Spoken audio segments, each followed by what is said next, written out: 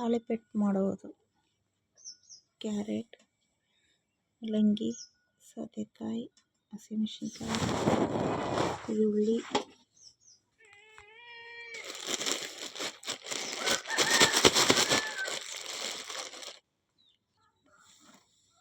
ಸಪ್ಪೆ ಸೊಪ್ಪು, ಕೊತ್ತಂಬರಿ,